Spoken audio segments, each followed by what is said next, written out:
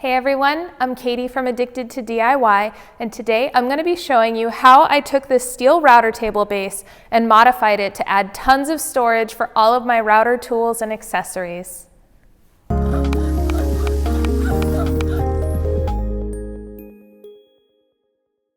I'm partnering with Rockler Woodworking and Hardware to show you how to modify their steel router table base to hold all of your routering tools and accessories. I wanted to upgrade to a new router and router table and chose this router tabletop and metal stand from Rockler. I also got the new Rockler Pro Lift router lift for more accurate raising and lowering of my bits. While the table and stand are great, I wanted this to serve as not only a place to work on my routering projects but also have some storage. I'm also using their new lock-align drawer organizer system to help with that organization. Before getting started, I took measurements of the table base to put together a plan of how I will build it out. I needed to take into account the dimensions of the dust bucket under the table, as well as make sure that I had access to the vent on the dust bucket and the door on the front. Once I had all of my measurements marked down, I formulated a plan and got started. I bought a sheet of 3/4 inch Baltic birch and started by cutting the side panels down to size. The side panels would have doors on them, as well as hold the slides for the drawers that would go on the front.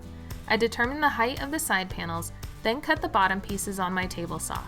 I was going to just use a jigsaw to cut out the door openings, but I determined that it would look cleaner if I just ripped down the vertical pieces and attached them to the legs of the table base.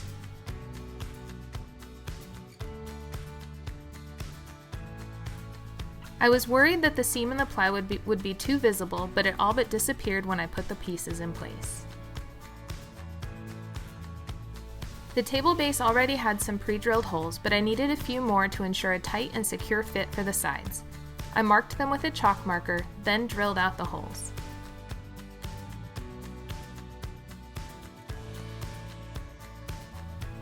For the bottoms of the panels, I needed to shim them out for the drawer slides. I used 3/4 inch and 1/2 inch plywood to do this. I measured and marked where the drawer slides would go, then glued and nailed the shims into place. By the way, if you aren't already a subscriber to my YouTube channel, make sure you hit the subscribe button below this video as well as the bell icon so you'll get alerts when new videos are published. Okay, back to the project. Once the shims were in place, I clamped the bottom panels to the base and attached them with 3/4 inch wood screws. I installed the vertical pieces in the same manner.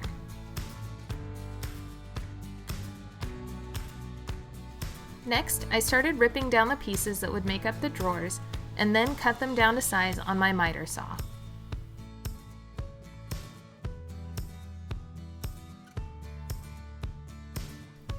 I drilled 3/4 inch pocket holes in all of the pieces, then started building the drawers. To build the drawers, I used the Rockler Clamp It corner clamping jig, and I loved how easy it was to ensure that the drawers stayed square as I was building them. I'll link to all of the products I used in the description below, so you won't need to worry about writing any of this down.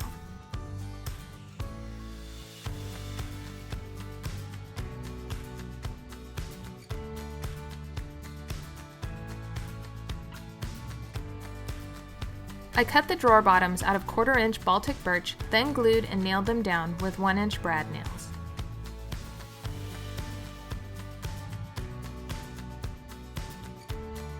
I installed the drawer slides using my universal drawer slide jig.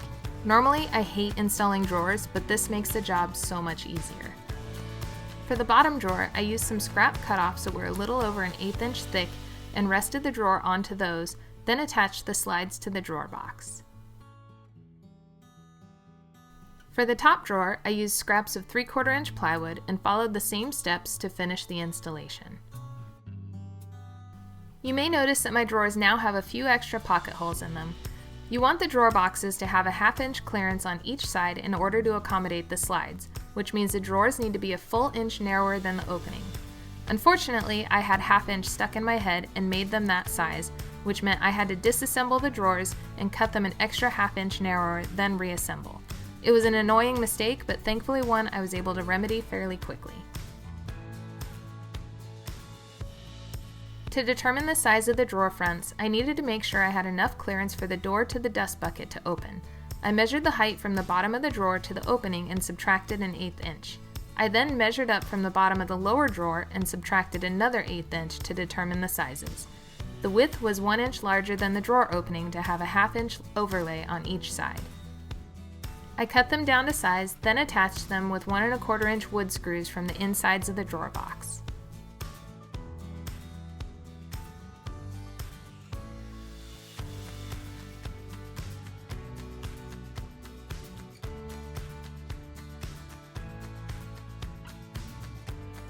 To install a door on the front of the base, I needed to again mark and drill holes for the vertical pieces that would support the hinges. I attached those vertical pieces in place with 3/4 inch wood screws. I wanted to have concealed hinges on the doors for a cleaner look and happened to have some extra 1/4 inch overlay hinges left over from when I built my laundry room cabinets. I drilled out the mortises and then installed the hinges, making any adjustments that were needed once the hinges were in place.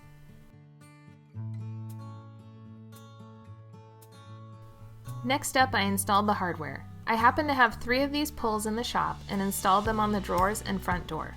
I was going to buy more for the side doors, but decided it looked cleaner to only have them on the front.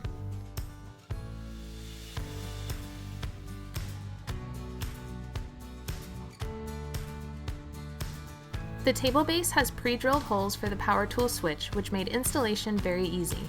I attached it through the leg and into the plywood with 1 1/4 inch wood screws. Just make sure that when installing the switch that your screws for the vertical pieces won't be in the way.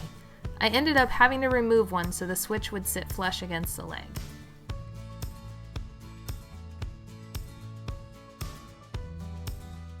For the top drawer, I used the lock-align drawer organizer and played around with several different setup options until I settled on one I liked. I really liked how easy it was to come up with different combinations, and they can even be cut down to size if needed.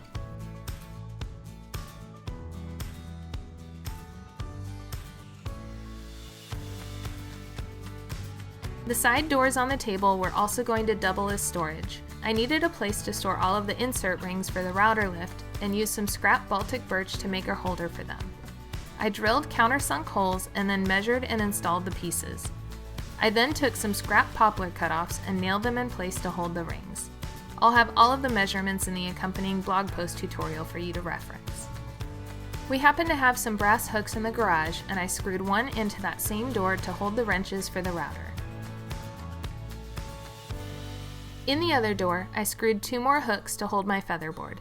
It didn't sit quite right at the start, so I grabbed some pliers and opened up the hooks a bit so the featherboard sat flush against the door. The plug for the switch needed to be fed into the side of the router table, so I used a 1 1/2 inch hole saw to drill a hole and feed it through.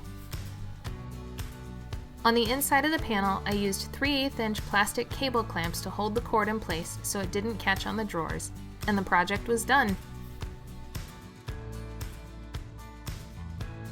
Now I have a multi-use router table to store all of my bits, accessories, and tools. The doors allow me to access all of the components of the router and dust bucket, plus give me tons of storage options. I'm really excited to start upping my router game, and this new router table is going to make a huge difference. If you'd like to build this project, I've linked all of the tools and supplies in the description below, but also check out the link for my written tutorial where you can find all of the measurements needed for this project. Special thanks to Rockler Woodworking and Hardware for partnering with me on this project today. For more video tutorials just like this one, make sure that you subscribe to my YouTube channel. Also, check out the videos that I've queued up for you that I think you might like. Thanks for watching.